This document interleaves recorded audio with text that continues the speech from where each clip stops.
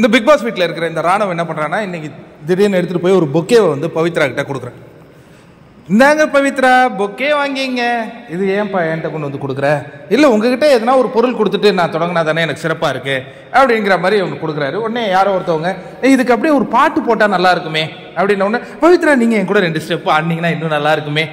ஆனால் அவங்க ஒரு ஸ்போர்ட்டிவாக தான் வந்து சரி ஏதாவது டான்ஸ் ஆடலான்ட்டு வராங்க. உடனே அங்கே உட்காந்துருக்கிற அந்த விஷால் கோஷ்டி, பவித்ராவுக்கு ராணவுக்கு பவித்ரா மேலே அந்த டைலாமா பாட்டை மாற்றி இந்த மாதிரி லைன் போட்டு பாடுறாங்க.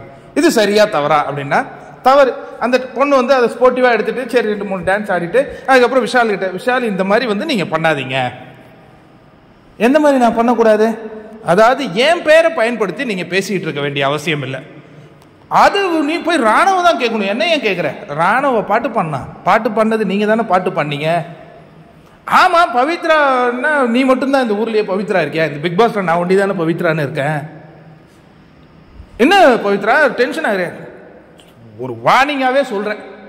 இதுக்கப்புறம் என்கிட்ட இந்த மாதிரி விஷயங்கள் கொண்டு வந்து நீங்கள் என்ன பண்ணிட்டு இருக்க வேண்டாம், பேச வேண்டாம் அப்படிங்கிறத கண்ணியமான முறையில் விஷாலுக்கு கன்வே பண்ணியிருக்கிறாங்க. அதே மாதிரி கண்ணியமான முறையில் அந்த ராணுவுக்கும் கன்வே பண்ணியிருக்காங்க.